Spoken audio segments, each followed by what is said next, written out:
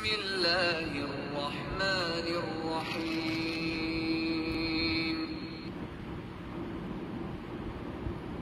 الحمد لله أشهد أن لا إله إلا الله وحده لا شريك له وأشهد أن محمدا عبده ورسوله اللهم صل على محمد وعلى آل محمد كما صليت على إبراهيم وعلى آل إبراهيم إنك حميد مجيد اللهم بارك على محمد وعلى آل محمد كما باركت على إبراهيم وعلى آل إبراهيم إنك حميد مجيد أعوذ بالله من الشيطان الرجيم بسم الله الرحمن الرحيم والعصر إن الإنسان لفي خسر إلا الذين آمنوا وعملوا الصالحات وتواصوا بالحق وتواصوا بالصبر ஏகனாகிய அல்லாஹ்வின் பேரருளால் அவன் பேரை துதித்தவனாக ஆரம்பம் செய்கிறேன். எல்லா புகழும் எல்லா புகழ்ச்சியும் அல்லாஹ் ஒருவனுக்கே. அல்ஹம்துலில்லாஹி ரப்பில் ஆலமீன். அல்லாஹ்வுடைய மாபெரும் கிருபையால் 3 நோன்புகளை கழித்தவர்களாக நாங்கள் நோம்பினுடைய துவக்கத்திலே நாம் எல்லாம் இங்கே அமர்ந்திருக்கிறோம். எல்லா புகழும் எல்லா புகழ்ச்சியும் அல்லாஹ் ஒருவனுக்கே. அந்த ஏகனுடைய வட்டா பெருங்கொன்னை நல்லருளும் அமைதியும் சமாதானம் உங்கள் மீதும் எங்கள் மீதும் இதை பார்த்து கொண்டிருக்கின்ற அத்தனை சகோதர சகோதரிகள் மீதும் என்றென்றும் நின்று நிலவட்டமாக என்ற பிரார்த்தனை பண்ணிய வண்ணமாக ஆரம்பம் செய்கிறேன். நாம் தொடர்ந்து பார்த்து வருகின்ற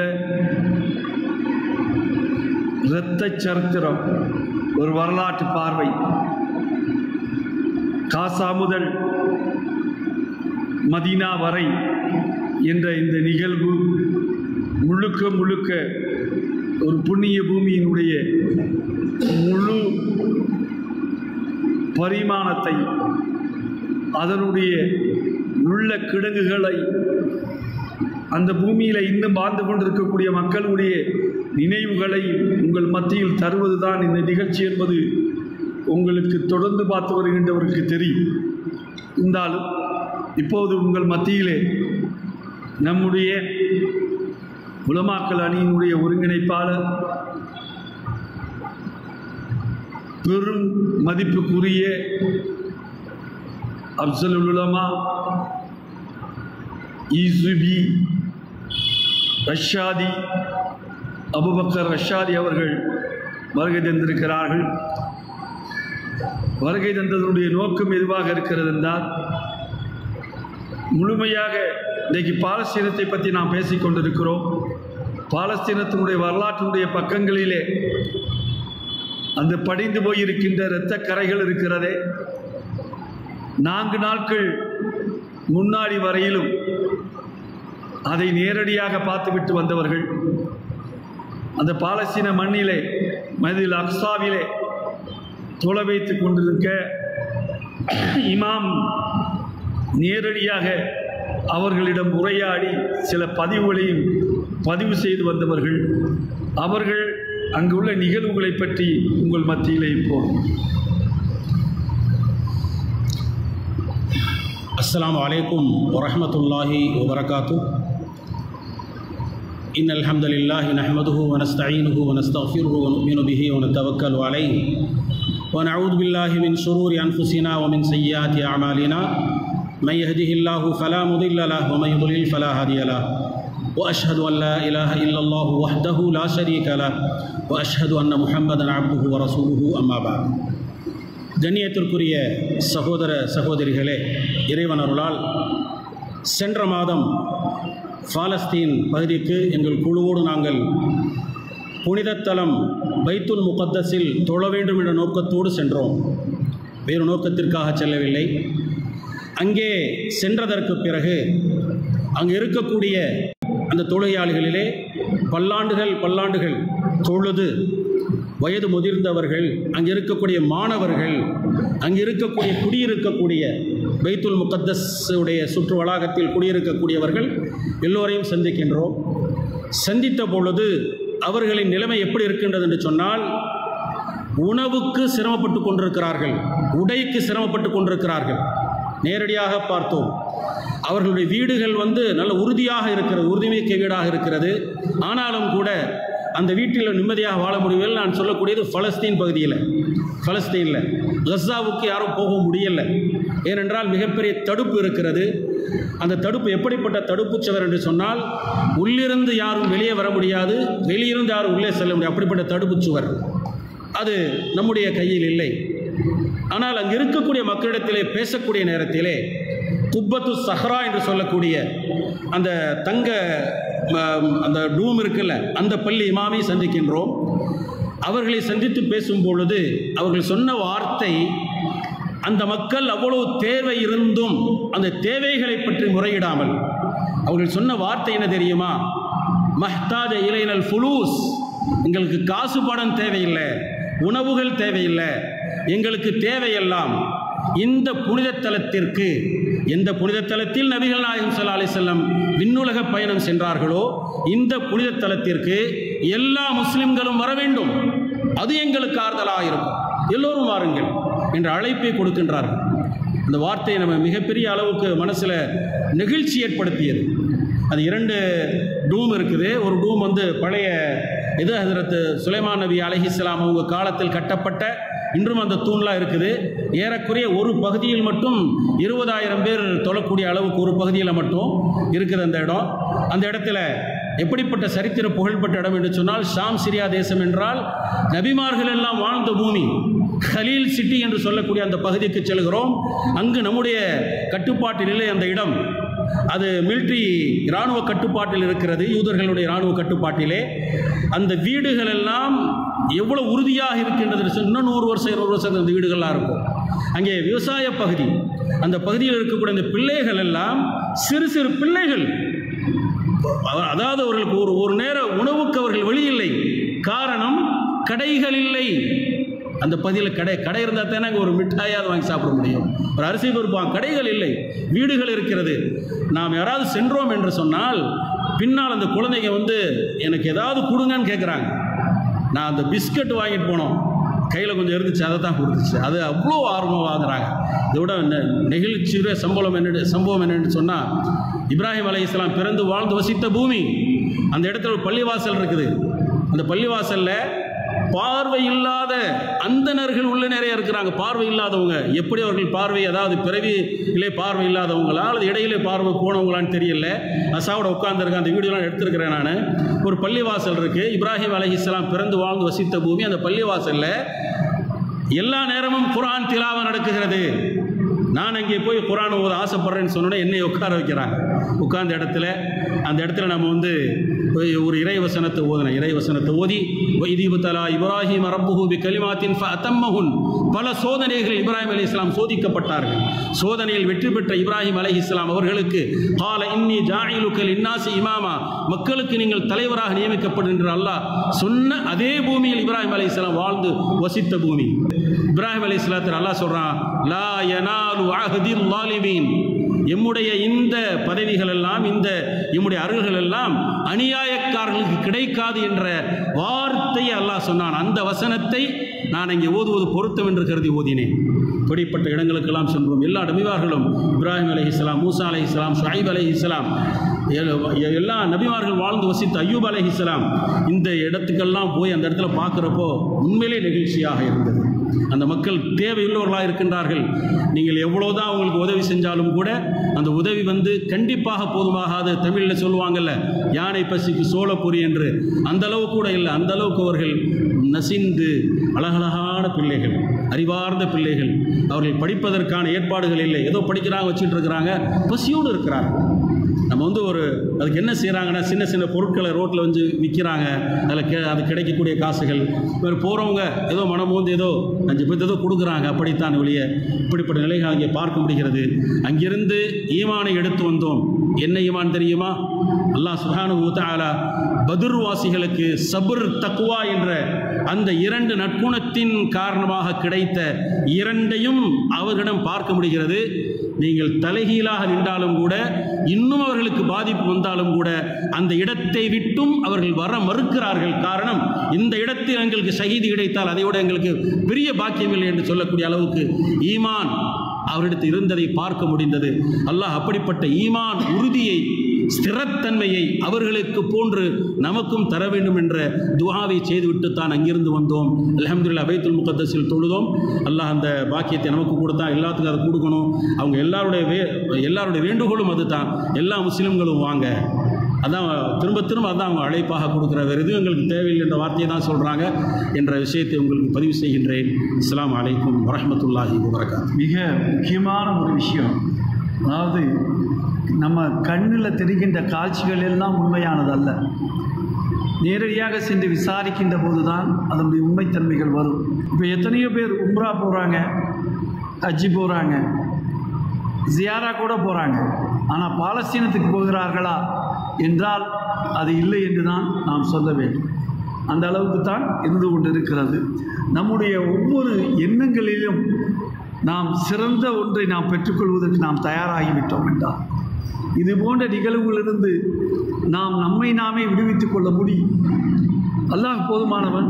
இந்த நிலைமையிலும் நாம் கேட்டுக்கொண்டதுக்கு இணங்க அவர் முந்தா நாள் தான் உம்ராவிலேருந்தே வந்தவரை நீங்கள் இந்த மாதிரி நீங்கள் அங்கே பார்த்த நிகழ்வுகளை கொஞ்சம் சொல்லுங்கள், அந்த ஈமானிய உணர்வுகளை கொஞ்சம் அதிகப்படுத்தும், தட்டி எழுப்புமே எங்களுக்கு என்று சொன்னபோது மறுக்காமல் வந்து நம் மத்தியிலே சிறிது நேரமாக இருந்தாலும் கூட ஒரு கடுமையான சொற்றுரை முன்வைத்து சென்றிருக்கிறார்.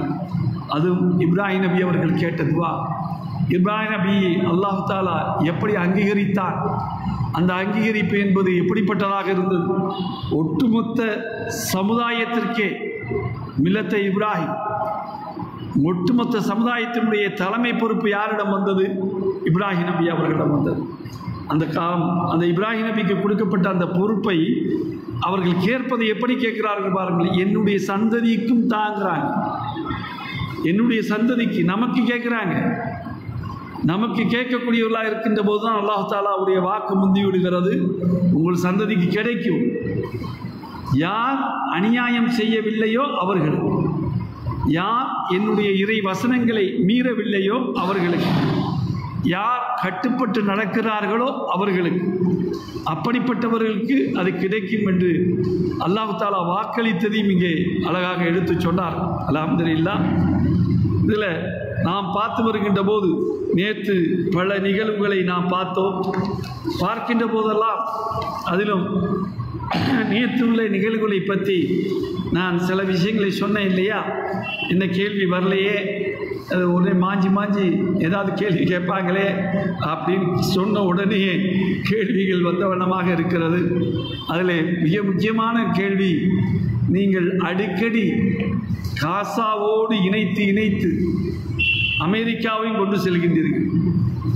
அமெரிக்கா காசா அமெரிக்கா, இது ரெண்டுமே பிரிக்கப்படாத ஒரு பகுதியாக சென்று கொண்டிருக்கிறது என்று கேட்கிறார்கள். ஆனால் ஒன்றை திருப்பி சொல்கிறேன், ரெண்டும் பிரிபடா. ஒன்று அழிக்கப்பட வேண்டும், இல்லை என்றால் அடக்கப்பட வேண்டும். நேற்று நான் சொன்னது போல இன்ஷா அல்லாஹ் அல்லாஹ்வினுடைய ஆட்சி அந்த அமெரிக்காவில் வர வேண்டும். அந்த ஆட்சி வருவது என்பது வெகு தூரத்தில் இல்லை என்பது நம்ம சொல்லலை, அங்கே உள்ளவங்களே சொல்கிறாங்க. சொல்லக்கூடிய அளவிலே மாறிக்கொண்டே இருக்கிறது. இப்போது கூட பார்த்தீர்கள் என்றால் நேற்றைய செய்தி, அதாவது அதிபர் தேர்தலில் நேரடி போட்டி இப்போது ஜோ பைடனுக்கும் ட்ரம்புக்கும் என்று நான் சொன்னேன், லைட்டாக உங்கள்கிட்ட சொல்லிட்டு போனேன். நேற்று மீண்டும் கன்ஃபார்ம் ஆயிருக்கு. ஜோ பைடன், ட்ரம்ப், ஒரு யூதர் ஒரு கிறிஸ்தவர், இரண்டு பேரும் மோதிக்கொள்கிறார். அல்லாஹ் குர்ஆனில் சொல்கிறப்ப யூதர்களை கடுமையாக சொல்கிறான். ஆனால் அல்லாஹ் தாலா கிறிஸ்தவர்களை பற்றி சொல்கின்ற போது நேசமுள்ள மக்களாக பார்ப்பீர்கள். ஏனென்றால் அதிலே துறவரம் கொண்டவர்கள் இருக்கிறார்கள். அல்லாஹ்வுக்காக, ஓர் இறைக்காக தன்னுடைய, அல்லாஹ் அப்படி சொல்லலை, அவங்க தங்களுக்கு தாங்களே துறவரம் கொண்டு கொண்டார்களே, அதை பற்றியும் அல்லாஹ் தாலா திருமறை குர்ஆனிலே சொல்லி காமிக்கிறான். எதற்காக இதை சொல்கிறேன் என்றால், இரண்டு மக்களுக்கும் இடையிலே உள்ள அந்த பாரபட்சம் தென்படத்தான் செய்யும். இப்போது மிக சமீபத்திலே இந்த பாரபட்சம் தென்பட ஆரம்பித்து விட்டது. அதனுடைய விளைவு இந்த 3 வாரங்களுக்கு பிறகு, கடந்த 3 வாரங்களுக்கு பிறகு வடக்கு காசாவிலே உணவுப் பொருள் விநியோகம் ஐநா இப்போது கொடுக்க ஆரம்பித்திருக்கிறது. மெதுமெதுவாக உள்ளே அந்த உணவுகள் செல்ல ஆரம்பித்திருக்கிறது. அந்த ட்ரக்குகள், ஈவன் ட்ரக்குகள் ரஃபா எல்லையின் வழியாக காசா பகுதியில் உள்ளே நுழைய ஆரம்பித்திருக்கிறது. அல்ஹம்துலில்லாஹ், இது முதல் கட்டம். அல்லாஹ் செய்திருக்கக்கூடிய இந்த ரமலானிலே அந்த மக்களுக்கு கிடைத்திருக்கக்கூடிய மாபெரும் அருள் என்று சொல்ல வேண்டும். இதில் பல புத்தகங்களை எடுத்து வரலாற்று பின்னணிகளை சொல்ல வேண்டும் என்பதற்காக பல வரலாறு பின்னணிகளை எடுத்து நான் பார்த்து கொண்டு வருகிறேன். புத்தகங்கள் நிறைய இதற்காகவே சில தயாரிப்புகள் தயாரித்தாக வேண்டியிருக்கிறது. அதில் நம்மளுடைய பேராசிரியர் பெருந்தகை எம்எச் ஜவாஹிர்லா சாஹிப் அவர்கள் எழுதிய மாபெரும் ஒரு வரலாற்று பாகத்தினுடைய முதல் பகுதி, பாலஸ்தீன வரலாறு முதல் பாகம், சுலைமான் நபி முதல், நல்லா கவனிச்சுக்கிறீங்க, சுலைமான் நபி முதல் சலாஹுதீன் ஐயூபி காலம் வரை. இது முக்கியமான காலகட்டம். இந்த சுலைமான் நபி அவர்கள் எழுந்துதான் மஸ்ஜித் அக்ஸாவுடைய வரலாறு தொடங்குகிறோம். மஸ்ஜித் அக்ஸாவை பற்றி சொன்னார்கள் அல்லவா, அந்த ரெட் டூம் என்று சொன்னார்களே, அதாவது அந்த பொன்னிற டூமுகள், அந்த டூமுகளுக்கு மற்றதுக்கு இடையில் உள்ள வித்தியாசங்கள் இருக்கிறதே, அது நிறைய, அதை பற்றியே நிறைய பேசலாம். அத்தனை பேசக்கூடிய அளவிலே அந்த வரலாற்று நூல் எனக்கு தேவைப்படுகிறது என்று சொன்ன மாத்திரத்தில் பிரயாணத்தில் இருந்தவர்கள், திருச்சியிலே பிரயாணத்தில் இருந்து கொண்டிருக்கக்கூடிய அதே நேரத்திலே இந்த புத்தகம் என் கையிலே கிடைக்க வேண்டும் என்பதற்காக அவங்க நேரடியாக அவர் கையெழுத்து போட்டு அன்பு சகோதரர் எஸ்.எம். பாக்கர் அவர்களுக்கு அன்புடன் ஜவாஹிருல்லா 14/3 இன்றைக்கு 14ஆம் தேதி தானே, தேதி 14 தானே, 3ஆம் தேதி 24வது வருஷம் கையெழுத்து போட்டு அனுப்பிச்சிருக்கிறாங்க. பேராசிரியருக்கு நான் நன்றி சொல்கிறேன். இதே காலகட்டத்தில் இன்னொரு புத்தகம் எனக்கு கையில் கிடைத்தது. ஏன் இந்த கையில் கிடைச்ச புத்தகங்கள் எல்லாம் சொல்கிறேன்னா, வரலாற்று பின்னணி என்பது எவ்வளவு முக்கியங்கிறதுக்காகத்தான் இதையெல்லாம் நான் சொல்ல வேண்டியது இருக்கிறது. அதில் சுவாமிநாத சர்மா, வே சுவாமிநாத சர்மா இவர் எழுதின ஒரு வரலாற்று திரட்டு, பாலஸ்தீனத்தை பற்றி வரலாறு எழுதியிருக்கிறாரு. இது நம்ம எழுதினா கூட ஜவாஹிர்லா எழுதியிருக்கிறார், திவான் எழுதியிருக்கிறார், இப்படி முஸ்லீம்கள் எழுதியிருக்கிறார்கள் என்று நம்ம ஆட்களே அப்படி கொஞ்சம் தள்ளிட்டு போயிடுவாங்க. அதெல்லாம் நம்ம ஆளுக்கு அப்படி தான் அப்பாய் அப்படிம்பாங்க. அப்படி அல்ல. இதில் நீங்கள் பார்த்தீங்கன்னா அதை கடந்து போயிருக்கிறது. இவர் எழுதுகிறார், இந்த பாலஸ்தீன வரலாற்றினுடைய எழுதுவதற்கு முன்பு ஒரு கொட்டேஷன் மார்க் பண்ணுறார். ஒரு கொட்டேஷன் மார்க் இதில் பண்ணி காட்டுகிறார். இந்த கொட்டேஷன் மார்க் தான் ரொம்ப மிக முக்கியமானது. இதனுடைய பின்னணி தான் மிக முக்கியமானது. இங்கிலாந்து எப்படி இங்கிலீஷ்காரருக்கு சொந்தமானதோ, இங்கிலாந்து எப்படி இங்கிலீஷ்காரருக்கு சொந்தமானதோ, பிரான்ஸ் எவ்வாறு பிரான்ஸ்காரர்களுக்கு சொந்தமானதோ, அப்படியே பாலஸ்தீனமும் அரபியர்களுக்கு சொந்தமானது. அரபியர்களிடையே யூதர்களை கொண்டு புகுத்துவது தவறு, மனித தன்மையற்றது. இப்போது பாலஸ்தீனத்தில் நடைபெற்று வரும் விவகாரங்கள் எந்த விதமான தர்ம நியாயத்தை கொண்டு சரி என்று சொல்ல முடியாது. அது மாத்திரமல்ல, இந்த மாண்டேட்டரி என்று சொல்லக்கூடிய நிர்வாகத்திற்கும் எந்த விதமான ஆதாரமும் இல்லை. சென்ற யுத்தம் இதற்கு ஆதாரமாக இருந்து கொண்டிருக்கிறது. இது முதலாம் யுத்தம் நடக்கின்ற போது, முதலாம் உலகப் போர் நடக்கின்ற காலகட்டத்திலே சொல்லப்பட்ட வார்த்தை. பாலஸ்தீனம் முழுவதுமோ அல்லது அதில் ஒரு பகுதியோ யூதர்களின் தேசிய ஸ்தலமாக வேண்டும் என்பதற்காக பெருந்தன்மை வாய்ந்த அரபியர்களை அடக்குவது என்பது மனித சமுதாயத்திற்கு இழைக்கின்ற ஒரு மாபெரும் குற்றமாகும். சொன்னவர் யார் தெரியுமா? யார் சொல்லியிருப்பா? இந்த வாசகத்தை யார் சொல்லியிருப்பா? கொஞ்சம் யோசனை பண்ணி பாருங்க. இதை சொல்லக்கூடிய அளவிலே, இவ்வளவு தெளிவாக இந்த வாசகத்தை பிரகடனப்படுத்தக்கூடிய அளவிலே ஒரு முஸ்லீம் பிரகடனப்படுத்தியிருந்தால் அதையும் நம்ம வேறுபட்டு பார்ப்போம். ஆனால் பிரகடனப்படுத்தி இருப்பது நம்ம நாட்டினுடைய பிதாமகன் யாரு சொல்லுங்க? மகாத்மா காந்தி. சொல்லப்பட்ட வருடம் என்ன தெரியுமா? 1938. 1938. இதே வருட காலகட்டங்களில் தான் இங்கேயும் ஜனசங்கம் தோன்றியது. ஆர்எஸ்எஸ் வித்திட்டப்பட்டது. ஆர்எஸ்எஸ் கோல்வாக்கரால் வளர்த்தெடுக்கப்பட்டது. இதெல்லாம் இந்த காலகட்டம் தான். அவர் இதை 26ஆம் தேதி 12வது மாசத்துல இதை தன் கையொப்பத்தோடு எழுதியிருக்கிறார். இதைத்தான் சர்மா எடுத்து கையாண்டிருக்கிறார். சர்மா எடுத்து கையாண்டுட்டு அவர் சொல்லக்கூடிய பல விஷயங்கள் நமக்கு மிகப்பெரிய ஆச்சரியத்தை தருகிறது. எப்படிப்பட்ட பாலஸ்தீன மண் என்பது எப்படிப்பட்டதாக இருக்கிறது என்பதற்கு வரலாற்று ரீதியாக சில நிகழ்வுகளை தூக்கி முன்வைக்கிறார். அந்த வரலாற்று நிகழ்வுகளில் ஒன்றாக எதுவாக இருக்கிறது என்று பார்த்தீர்கள் என்றால், அதில் பூகோள ரீதியாக சொல்வதென்றால் நம்ம என்ன நினைக்கிறோம்? பாலஸ்தீனம் மிக பிரம்மாண்டமான ஒரு பூமி. அந்த பிரம்மாண்டமான பூமியில் அப்படியே பல லட்சம் கோடிகள் மக்கள்கள் அப்படின்னு நம்ம நினைக்கிறோம் இல்லையா? அந்த நிலைமை இல்லைங்கிறதுக்கு ஒரு உதாரணத்தை பாருங்கள். எப்படிப்பட்ட உதாரணம் பாருங்கள். ஒரு மோட்டார் சைக்கிளை நீங்கள் எடுத்தீங்கன்னா, உதாரணம் சொல்கிறேன், நீங்கள் ஒரு பைக் எடுத்துக்கிட்டு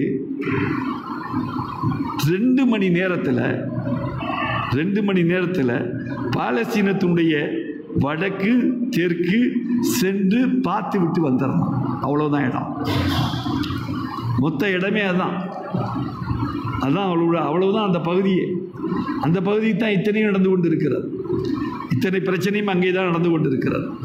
அதில் நடக்கிறதோடு மாத்திரமில்லை, ஆனால் ஒரு முக்கியமான இடத்தில் அது இருக்கிறதுனால தான் இவ்வளோ பெரிய சிறப்பு. என்னடா முக்கியமான இடம்? எங்கே முக்கியமான இடம்? எந்த இடத்துல இருக்குது? அதாவது அது ஒரு முச்சந்தின்னு சொல்லலாம். பாலஸ்தீனத்தை ஒரு முச்சந்தியில் இருக்குதுன்னு சொல்லலாம். ஒரு பக்கம் பார்த்தீங்கன்னா ஐரோப்பா, ஆப்பிரிக்கா, ஆசியா ஆகிய 3 கண்டங்களையும் இணைத்து வைக்கின்ற ஒரு பாலமாக இருக்கிறது. தி வே ஆஃப் பிரிட்ஜ் ஒரு பாலமாக இருக்கிறது. 3 கண்ட்ரியும் ஒன்றிணைக்குது. அது மாத்திரமல்ல, அங்கே அரபியர்கள், கிறிஸ்தவர்கள், யூதர்கள் 3 பேரின் புனித நாடாகவும் இருக்கிறது. பிரச்சனை அங்கதான். 3 பேருக்கும் புனித நாடு. அவன் யூதருக்கும் புனித நாடுமா, கிறிஸ்தவர்களும் புனித நாடு என்பார்கள். முஸ்லிம்கள் நாம் தான் அதுக்கு அதிகம் சொந்தக்காரர்கள். நாம் புனித நாடு என்போம். அது ஒரு பக்கம் இது கொண்டாடப்படுகிறது என்றால் கூட பிரிட்டன், இத்தாலி, ஜெர்மன் இந்த வல்லரசுகள் எல்லாம் இதன் மீது ஒரு மிகப்பெரிய அளவிலே கண் வைத்தார்கள். எல்லாமே ஒரு கண் அவர்கள் மத்தியில் இருந்து கொண்டுதான் இருந்தது. இதில் கீழ் நாட்டையும் மேல் நாட்டையும் சேர்த்து வைக்கின்ற ஆகாய விமானங்கள், வழிகள் இதன் மீது தான் செல்ல வேண்டும். கண்ட்ரி பிரேக் இதில் தான் ஆகணுமா, வேற வழியே இல்லையா?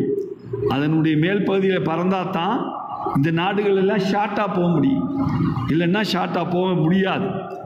இது அதே போல கடல் மார்க்கத்தில் ஒரு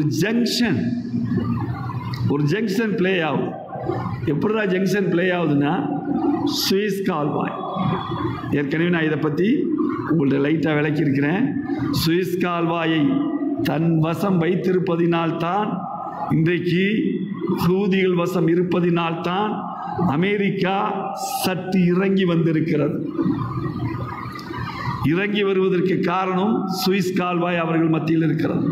சுவிஸ் கால்வாய் வழியாக இவர்கள் வர்த்தகம் நடைபெறவில்லை என்றால் கிட்டத்தட்ட 4 கண்டங்கள் சுற்றி கொண்டுதான் இவர்கள் வர்த்தகம் செல்ல வேண்டும். கப்பல் போகணும், இல்லைன்னா போக முடியாது. அதனால தான் ஹூதிகளுக்கு பயப்பட்டாங்க. அமெரிக்கர்கள் ஹூதிகள்கிட்ட அடிபணிந்தார்கள் என்றால் அதற்கு காரணமே அதுதான். எங்கே நம்மளை வீழ்த்தி விடுவார்களோ, வீழ்த்தப்பட்டு விடுமோ என்ற நிலைமையில் தான் இவர்கள் தள்ளப்பட்டார்கள். இந்த ஹூதிகளுடைய நிலைமை இதற்கு மிக முக்கியமான ஒரு காரண காரியமாகவும் அமைந்திருக்கிறது என்று சொல்ல வேண்டும். எதற்காக இதையெல்லாம் நான் சொல்ல வேண்டியது இருக்குன்னா, வரலாற்றினுடைய பக்கபலம் இல்லாமல் காசாவினுடைய உண்மையான நிலையை நம்மளால் கண்டுபிடிக்க முடியாது, அதை தொடரவும் முடியாது, அதில் இருக்கவும் முடியாது. அதனால தான் இதையெல்லாம் நம்ம பார்க்க வேண்டியது இருக்கிறது. இதற்கு பின்னணியில் அடுத்த தகவல் ஒன்று இருக்கிறது. என்ன தகவல்னு பார்த்தீங்கன்னா, இந்த பாலஸ்தீன பகுதி இதற்கு முன்பு என்ன நிலையிலே இருந்தது, இப்போது என்ன நிலையிலே இருக்கிறது, எப்போது அரபியர்கள், அதாவது குறிப்பாக முஸ்லிம்களிடமிருந்து பறிக்கப்பட்டது, எப்படி பறிக்கப்பட்டது? 1948 வருடம் 1948 வருடம் டிசம்பர் மாதம் 24ஆம் தேதி அல்லது ஏப்ரல் மாதம் 14ஆம் தேதி, இரண்டில் ஒன்று. அந்த தேதியில தான் பிரிட்டிஷ் வசம்தான் அன்றைக்கு காலனித்துவ நாடாக பாலஸ்தீனமும் இருந்தது. பாலஸ்தீனம் ஒரு காலனித்துவ நாடு. எப்படி இந்தியா ஒரு காலனித்துவ நாடாக நாம் இருந்தோமோ, பிரிட்டிஷிடம் இருந்தோமோ, அடிமைப்பட்டு கிடந்தோமோ, தெளிவாக ஒரு வார்த்தையில் சொல்லுவாங்க, பூரிஸ், அதாவது சூரியனை மறையாத ஒரு உலகமாம் அது. எந்த பக்கம் பார்த்தாலும் அவர்களுடைய ஆட்சி இருந்தது. எல்லா பக்கத்திலும் அவர்கள் ஆட்சியாளர்களாக இருந்தார்கள். அதனால தான் சூரியன் மறைபடாத ஒரு இடமாக அது இருந்தது, வீழ்த்தப்பட முடியாத ஒரு இடமாக இருந்தது. ஆனால் மக்கள் புரட்சி ஏற்பட ஏற்பட ஏற்பட ஏற்பட ஏற்பட ஒவ்வொரு இடத்திலும் விட்டு விட்டு விட்டு விட்டு விட்டு வெளியில் வர ஆரம்பித்தாங்க, வெளியேற ஆரம்பித்தார்கள். அப்படி வெளியேறியவர்கள் நிறைய பேர் வெளியேற வெளியேற வெளியேற வெளியேற புரட்சிகள் பெருக பெருக பெருக அப்படி வெளியேறப்ப தான் மிகப்பெரிய சதிகாரர்கள் அமெரிக்காவும் பிரிட்டனும் இணைந்து இந்த அரபு பிரதேசத்தை, இந்த பாலஸ்தீனத்தை யூதர்களுக்கு சொந்தமானதாக ஆக்கினார்கள். யூதர்களுக்கு சொந்தமானதாக ஆக்கினார்கள். எப்படி இது யூதர்களுக்கு சொந்தமாக ஆக்கப்பட்டது என்பதும் ஒரு வரலாற்று பின்னணி, மிகப்பெரிய வரலாற்று பின்னணி. அதை பார்த்தோம்னா 1922 வருடம், அதுக்கு முன்னாடியே போய் பார்த்தோம்னா 1839 ஆரம்பிக்குது. அதுக்கு ஒருத்தன் பேஸ்மெண்ட் போடுறான், மிகப்பெரிய கல்லை இடுகிறான், அவன் வளர்க்கிறான். அவன் வளர்த்தது தான் யூத பேரினவாதம். எப்படி இங்கே இந்துத்துவா என்று பேசப்படுகிறதோ, இந்துத்துவ பேரினவாதம் என்று பேசப்படுகிறதோ, அப்படி அங்கே யூத பேரினவாதத்தை ஏற்படுத்தினார்கள். ஏற்படுத்தியதனுடைய விளைவு அதிலிருந்து தான் பெருக ஆரம்பித்தது. எப்படி பெருக்கினாங்கிறதுக்கு தான் முக்கியம். அன்றைய முஸ்லிம்கள் ஏழ்மையிலும் ஏழ்மையாக இருந்தார்கள். வாழ்வதற்கு வக்கற்றவர்களாக, வசதியற்றவர்களாக இருந்தார்கள். நிலம் இருந்தது, விவசாயம் இருந்தது, எல்லாம் இருந்தது. ஆனால் இருந்தாலும் கூட அவர்களுக்கு உலகளாவிய ஆசை அவர்கள் மத்தியிலே காட்டப்பட்டது. நீ உன் இடத்தை, ஒரு உதாரணத்துக்கு சொல்வதாக இருந்தால், நம்ம சவுகார்பேட்டை இருக்கு பாருங்க. சவுகார்பேட்டை தெரியுமா? எங்க இருக்கு? பக்கத்தில் தான் இருக்கு, கூப்பிடுற தொலைவில் இருக்கு. சவுகார்பேட்டைங்கிறது பேர் எப்படி வந்துச்சுன்னா தெரியுமா? சவுகார்னா என்ன தெரியுமா? சவுகார்னா தங்கம், சரியா? நகைக்கடை பஜார். ஒரு காலத்தில் செட்டியார் வசம் இருந்தது, ஒரு காலத்தில் முஸ்லீம்கள் வசம் இருந்தது, இப்போது அவர்கள் வசம் இருக்கிறது. மெதுவாக வாங்கினான், கொஞ்சம் கொஞ்சமாக வாங்கினான். அதிகமாக ரூபா கொடுத்து வாங்கினப்ப என்னென்னே தெரியல. அதிகமாக ரூபா கொடுத்து வாங்கின போது என்னென்னே தெரியல. ஆகா, நல்லா ரூபா கொடுக்குறாங்க, வாழட்டும் வாழட்டும் அப்படின்னு சொல்லி நம்ம எல்லா வடநாட்டுக்காரங்கிட்டையும் வித்துட்டு வெளியேறணும். இன்றைக்கி சவுகார்பேட்டை அதை உள்ளே நுழைஞ்சி நீங்கள் தமிழில் பேசிடுங்க. நீங்கள் பச்சை தமிழன்னு உங்களை நான் சொல்லிடுறேன். நீங்கள் தமிழில் பேசணும், அவன் தமிழில் பதில் சொல்லணும். பதில் சொல்லிட்டாண்டா பார்ப்போம். நடக்குமா? நடக்காது. ஏன்? அவன் பச்சை தமிழையா அந்த அளவுக்கு ஆகிட்டான். அவன் எல்லாம் இன்றைக்கு என்ன டிஎம்கேக்காரன் முதற்கொண்டு அங்கே தான் போய் நிதி வாங்கிட்டு இருக்கிறான். இவ்வளோ எல்லாம் திராவிடம் பேசுவார்கள், தாய்மொழி பேசுவார்கள், தமிழ் தனி அப்படிம்பார்கள். எல்லாம் தனி தான், ஒன்றுக்கு ஆபாதத்தை தான் இருக்கும். ஒன்றும் பண்ண முடியாத சூழ்நிலை அதுதான் நடக்கும், நடந்து கொண்டு இருக்கிறது என்பதை நம்ம பார்க்குறோம். இன்றைக்கு அப்படித்தான் மெதுவாக அன்றைக்கு அந்த பாலஸ்தீன மக்களிடமிருந்து அதிகப்படியான ரூபாயை கொடுத்து கொடுத்து கொடுத்து கொடுத்து கொடுத்து மெதுவாக வாங்கினார்கள். கொஞ்சம் கொஞ்சமாக வாங்கினான். இந்த உலக ஆசை காட்டப்பட்டது. அங்கே ஏழை முஸ்லீம்கள் அப்படியே தங்கள் நிலங்களை கொடுத்தார்கள். சிறுக ஒன்றிணைத்தார்கள். யூனிசம் ஒன்றிணைந்தது. யூத பயங்கரவாதம் 6 கட்சிகள் அவர்களுக்கு இடையிலே, அந்த 6 கட்சிகள் ஒன்றிணைந்துதான் அன்றைக்கு இந்த பாலஸ்தீன மண்ணிலே இஸ்ரேல் ஏற்படுத்தப்படுவதற்கு காரணமாக இருந்தவர்கள். இஸ்ரேல் ஏற்படுத்திய அந்த தவறு இது 48 நடக்குதுங்க. ஆனால் 38 காந்தி இதை பற்றி சொல்லிவிடுகிறார். மிகப்பெரிய அநியாயத்தை இவர்கள் ஆரம்பித்து விட்டார்கள். அக்கிரமம் நடக்கிறது. இந்த அக்கிரமத்தை ஒழிப்பதற்காக தலைமைத்துவம் அன்றைக்கு நம்ம கையில் இல்லைங்க. உலகளாவிய தலைமைத்துவம் கிடையாது. இருந்துச்சா? யாரையாவது நம்ம சொல்ல முடியுமா? சொல்ல முடியாது. ஏன்னா முற்றிலுமாக துருக்கி வீழ்த்தப்பட்டு விட்டது. லாஸ்ட் கலிஃபா ரசூல், அதாவது வழியாக வந்ததே, அந்த வழியாக வந்த அந்த கலீஃபா முறை கடைசியாக வீழ்த்தப்பட்டது துருக்கியில் தான் வீழ்த்தப்பட்டோம். துருக்கி வீழ்ந்ததற்கு பின்பு நம்மளை தட்டி எழுப்புவதற்கோ, நம்மளை அழைத்து செல்வதற்கோ, நம்மளை கொண்டு செல்வி விடுவதற்கோ ஒத்தனும் கிடையாது, ஒரு தலைமைத்துவம் கிடையாது. ஆனால் இன்றைக்கு நம்ம கண்ணு முன்னாடி பார்க்குறவங்க போப் இன்றைக்கு குரல் கொடுக்கிறார். கிறித்துவ நாடுகள் அதுக்கு செவி சாய்க்கிறது. வாடிகன்லேருந்து ஒரு குரல் கொடுக்கிறாருங்க.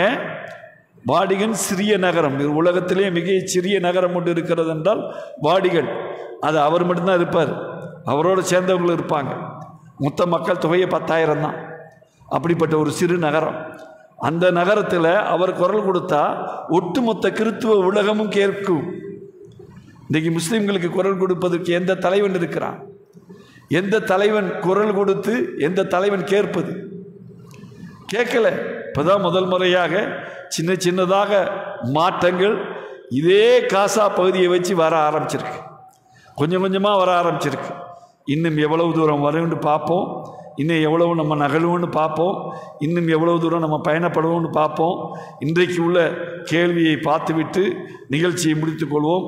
ஏனென்றால் உங்களுக்கு கொடுக்கப்பட்ட நேரத்திலிருந்து நான் சிறிதும் பெறல மாட்டேன் இன்ஷா அல்லாஹ். ஏன்னா இது முக்கியமாக சொல்ல வேண்டியது இருக்கிறது. நேரம் குறித்த நேரத்தில் முடித்து விட வேண்டும். அதைத்தான் அல்லாஹ்வுடைய ரசூல் அவர்களும் மிக தெளிவாக சொன்னார்கள். இன்றைக்கி கேள்வியை சிம்பிளாக கேட்டிருக்காரு. அடுத்த கேள்வி, கடைசியாக கலீஃபா ஆட்சி செய்த நாடு எந்த நாட்டிலே வீழ்த்தப்பட்டது அப்படின்னு கேட்டிருக்காரு. வீழ்த்தப்படக்கூடிய நாடு எதுங்கிறத சொல்கிறாரு. ஈஸியான இது. இந்த பதிலை நீங்களும் சொல்லலாம், இங்கே இருக்கிறவங்களும் சொல்லலாம், மற்றவங்களும் சொல்லலாம். இதுக்கான பரிசு இருக்கிறது. அந்த பரிசு உங்களை சேரும். அதே போல் நான் கேட்ட மாத்திரத்திலே ஜக்கரியா பல புத்தகங்களை அனுப்பி வைத்திருக்கிறார். அவருக்கும் நாம் நன்றி சொல்ல வேண்டும். இன்னும் நிறைய நாம் இதிலிருந்து இன்னும் நிறைய வரலாறுகளை சொல்ல இருக்கிறோம். இன்னும் இவ்வளவு நேரத்தில் இவ்வளவு சொல்ல முடியுமா? ரொம்ப குறிப்பிட்ட நேரம் எடுத்துக்கிட்டு தான் இருக்கீங்களே, போக முடியுமா அப்படின்னு சொன்னால் இனிமேல் கொஞ்சம் வேகம் எடுக்கும். உங்களை தூங்க வைக்கிற அளவுக்கு நிகழ்ச்சி இருக்காது என்பதை சொல்லிக்கொண்டு அல்லாவிடம் துவா செய்யுங்கள், இருகரம் ஏந்துங்கள். அந்த பாலஸ்தீன மக்கள் முழுமையாக வெற்றி கிடைக்க வேண்டும் என்பதற்காக துவா செய்யுங்கள். இந்த ரமலானுடைய மாதத்தில் இந்த ரமலானுடைய முழுமையும் அவர்கள் நன்மைகளையும் பெற்றுக்கொள்ள வேண்டும் என்று துவா செய்யுங்கள். அவர் சொல்கின்ற போது சொன்னார், அந்த மக்கள்கள் கையேந்தி நிற்கிறார்களே, பாவமாக இருக்கிறது. கொடுப்பதற்கு எங்கள் மத்தியிலே ஒன்றுமே இல்லை, பிஸ்கெட் தான் இருந்துச்சு, நாங்கள் கொடுத்துட்டு வந்தோம். அந்த நிலைமையில் தான் அந்த மக்களுடைய வாழ்வு இருந்து கொண்டு இருக்கிறது. ஆனால் அந்த ஊரை விட்டு வாடான்னா வரமாட்டேங்கிறான். இங்கே தான் நான் ஈமானோடு இருந்து இங்கே தான் சஹீதாமங்கிறான். அந்த அளவுக்கு ஈமான் உள்ள மக்களாக இருந்து கொண்டு இருக்கிறார்கள். அந்த ஈமான் உள்ள மக்கள் இன்னும் அல்லாஹ் தஆலா ஈமானை வளர்க்கட்டும். நம்முடைய ஈமானையும் அல்லாஹ் தஆலா பலப்படுத்தி தந்தருவானாக. வாஹிதாவானா அல்ஹம்துலில்லாஹி ரப்பில் ஆலமீன். அஸ்ஸலாமு அலைக்கும் வரஹ்மத்துல்லாஹி வபரகாத்துஹு.